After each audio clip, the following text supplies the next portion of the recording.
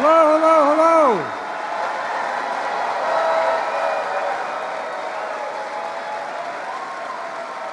My name's Joe Biden. I'm Jill's husband. Folks, let me begin with a sincere thank you. Please, have a seat. Well, thank you. But I hope you understand that you are the beacon of light around the world, not a joke. Whether I was in India or wherever I am, the LGBTQ community comes up to me and says, "Can you help?" Not a joke. Not a joke. Can you help? You've given people so much hope. It's all about hope. Think about it. How do you live without hope? And this community in the United States of America is leading the world in giving people hope. Folks, my first thing I want to say tonight, thank you for changing lives around the world. You're doing it. You really are. And for some of you who are closer to my age, it wasn't easy to do. No, I'm not joking. You lose your job, you get beat up, you got the whole different circumstance. Well, I tell you what, I've been here every time you invited me. Be careful, I'm like a poor relative. I show up when I'm invited. Look, Kelly Robinson, thank you. Thank you for the introduction and for your leadership. And congratulations to Knight awardees, Shonda Rhimes, Unstoppable Creative Force, Lena Wisdom, I tell you what, path-breaking storyteller, and Matt Bomer, actor who inspires, and you do inspire, Matt. And Grayson Lobby Hobbs, and Daniel, courageous young activists who lift our hopes up for the future. Earlier this year, I was kind enough to invite Jill and me to the Trans Youth Prom. We couldn't make it, but it sounds like you had a hell of a lot of fun. But you know, these young honorees joined us in June for the largest Pride Month celebration ever held at the White House, and there's going to be more. At the White House. LGBTQ youth are among the bravest people I know, and you four are no exception. Folks, this is the fourth time I've joined this dinner, coming back to my days as Vice President. At this pivotal moment in our history, Jill and I have come here tonight to say thank you for your courage, thank you for your hope, and thank you for your pride. Thank you for defending equal rights and dignity of all people, despite intense opposition and hate-fueled rhetoric, even violence to try to keep you from moving. You inspire us, and I want you all, the LGBTQ Americans, to know the Biden-Harris administration has your back. I don't know who's hollering down there, but I can't hear you. But look,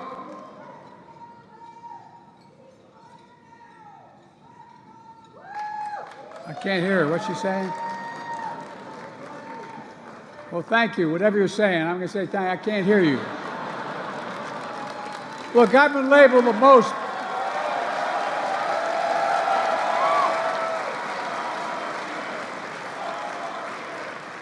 Oh, I get it.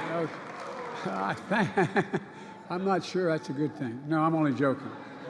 Look, I've been labeled the most pro-equality president in history. I'm not sure that's true, but I tell you what, I'm grateful to lead an administration with more out and proud staff members at every level than every previous administration combined. All combined. Together with all of you, my administration is defending, advancing equal human rights for the LGBT community all across the country, and I mean it, and around the world. I'm proud of our record. I signed the historic executive order strengthening civil rights protections in housing, employment, healthcare, education, the justice system. As Commander-in-Chief, I ended the ban on transgender Americans serving in the military. As I pointed out, they can shoot as straight as anybody else I know. And on the anniversary of the repeal of Don't Ask, Don't Tell, the Department of Defense announced a review of the records of LGBTQ service members who've been discharged for less than honorable service. It's going to make it easier for those veterans to finally access the benefits they earned through their service. We launched an ambitious plan to end HIV epidemic by 2030, proposed new national PrEP program to prevent the spread of HIV, and we finally did away with the outdated policy banning gay and bisexuals from donating blood.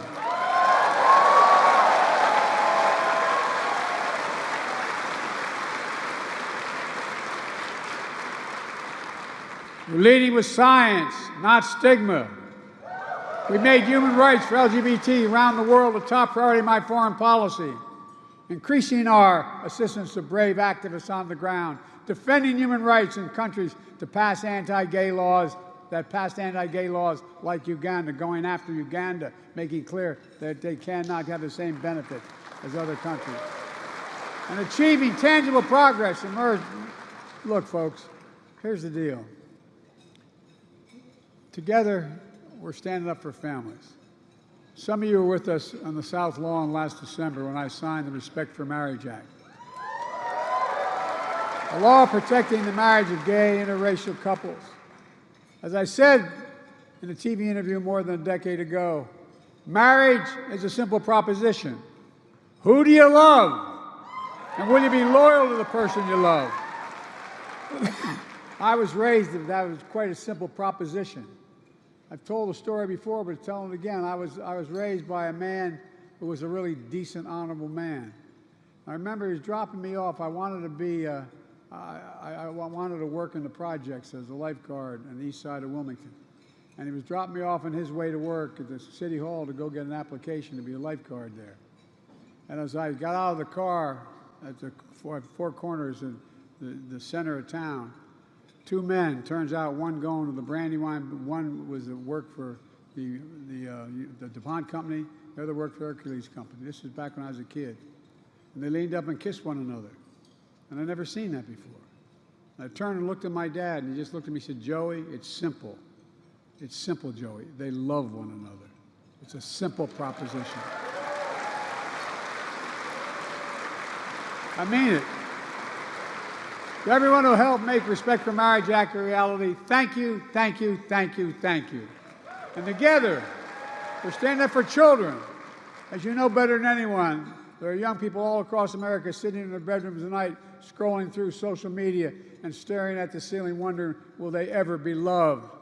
What happens if they tell their parents? What's going to go on? You've been through, many of you have been through it. Will they be ever accepted by their families?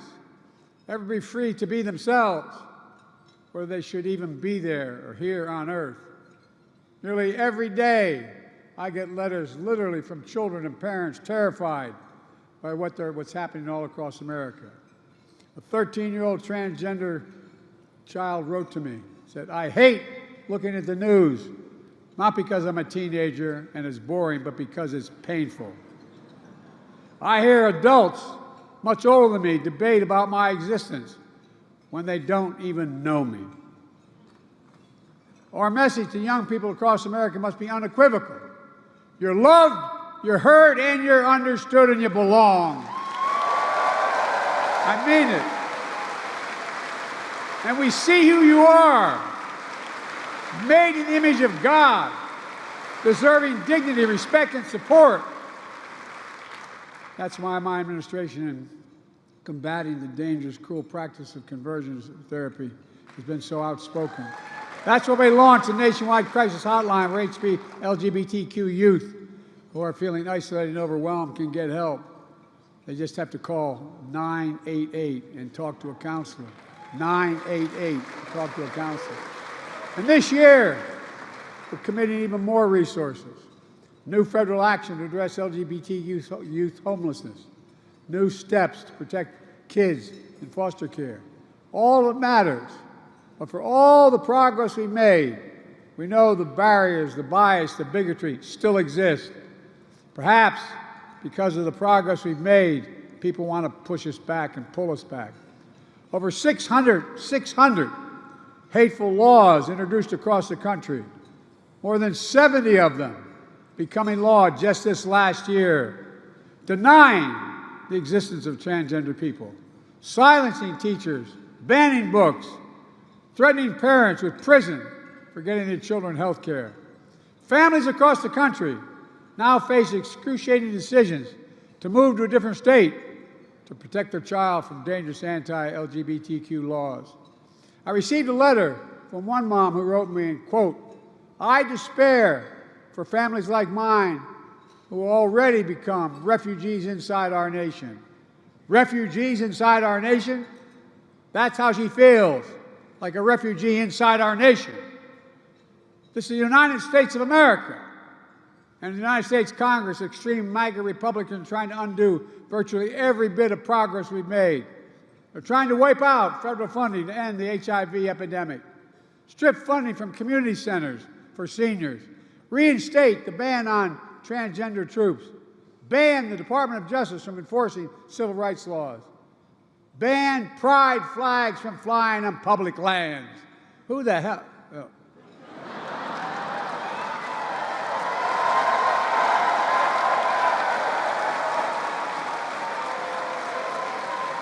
Not very presidential. And they threaten the legal recognition of same-sex marriage. And these are just the cruel attacks on the LGBT community. They're attacks on the foundations of our democracy. You know, they take aim at our fundamental values and principles, like the right to free expression, the right to make our own health care decisions, the right to raise our own children. I'm never going to stand by and watch families terrorized, doctors and nurses criminalized, or any child targeted for who they are. It's who they are. Jill and I, Kamala and Doug, and our entire administration will always stand with you against hate. Together, we're going to make even more progress. You've heard me say it before, and I apologize for having to repeat it. When a person can be married in the morning and thrown out of a restaurant for being gay in the afternoon, something is still fundamentally wrong in this country. And that still exists. That's why we must pass the Equality Act, and pass it now. That's why we must do this. At a time when studies show violence against LGBTQ Americans is on the rise, we have to do more to keep people in the community safe. 25 years ago this week, Matthew Shepard was brutally taken from us. His courageous parents, Judy and Dennis, have turned his murder into a movement. As we remember him, we also remember the LGBTQ people and allies killed this year, like O'Shea Sibley, killed while dancing and expressing joy. Laura Ann Carlton, who simply hung a pride flag outside her home. Think of that. She hung a pride flag outside her home. She was killed. Colin Smith, stabbed while defending a friend being harassed. And dozens of transgender Americans, especially transgender women of color, killed every year. The Department of Homeland Security, the Department of Justice, and the Health and Human Services has launched a safety partnership to better protect festivals and marches and community centers and businesses, to better protect healthcare providers serving the community, and to help folks report hate crimes. Nearly a year after the horrific shooting at Club Q in Colorado Springs, we have to fully implement the most significant gun safety law in nearly 30 years, and then pass again the assault weapons ban, which Diane and I passed. No excuse. Who in God's name needs a weapon with 100 rounds in their chamber? The weapon's only meant for one thing, to kill people. We did it before. We can do it again. As long as I'm in office, I'm not going to stop till we get it done again. Look, folks, let me close with this. A week ago, we saw hate manifested another way in the worst massacre of Jewish people since the Holocaust. More than 1,300 innocent lives lost in Israel, including at least 27 Americans. Children and grandparents alike kidnapped, held hostage by Hamas. A humanitarian crisis in Gaza. Innocent Palestinian families, and a vast majority of them nothing to do with Hamas. They're being used as human shields. Yesterday, I spoke for over an hour with a family member of those Americans who are still unaccounted for on a Zoom call. they've endured an agony of not knowing what's happened. Not the same thing, but I can tell you what it's like. It's one thing to lose someone you know you're going to lose and be there with them and hold their hands, like I was able to do with my son. It's a very other thing to get a phone call, like I got years ago, saying, there's been an accident. Your wife and daughter are dead. I'm not sure. Your boys are going to make it. The uncertainty of those 2 or 3 hours trying to get back to find out. It's the worst feeling in the world. It's gut-wrenching. And it's yet another reminder that hate never goes away. It only hides. It hides under the rocks. I thought, being so deeply involved in the civil rights movement, when I was able to convince, of all people, Strom Thurmond to vote for the Voting Rights Act in his last year, changed his mind, I thought, well, you can defeat hate. But guess what happened? Hate just hides under the rocks until there's a little oxygen blown under, like what happened in Charlottesville. Just a little bit, and it comes roaring out again.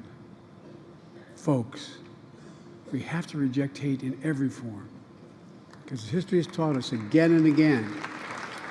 Anti-Semitism, Islamophobia, homophobia, transphobia, they're all connected. Hate toward one group left unanswered opens the door for more hate toward more groups, more often, readily. But here's what history shows. The antidote to hate is love. The answer to twisted, dehumanizing ideology is solidarity and standing up for everyone in humanity. That's why the laws that actually protect equality matter every single American, no matter who you are, who you love, or where you come from. This shouldn't be about conservative, liberal, red or blue. It should be about realizing the promise of the Declaration of Independence. Sounds corny, but a promise rooted in the sacred and the secular, that all people are created equal, endowed by our Creator with certain inalienable rights, among them life, liberty, and the pursuit of happiness. Folks, it may sound corny, but we've never fully lived up to that promise, but we've never walked away from it like many want us to do. And we're not going to walk away from it on my watch, I promise you. And all of you here tonight, and all the advocates and allies across the country, I see the light that's going to triumph over the darkness. I see the hope that's going to conquer fear. I see the love that's going to overcome hate in all its forms. I see a great nation because we're basically a good people.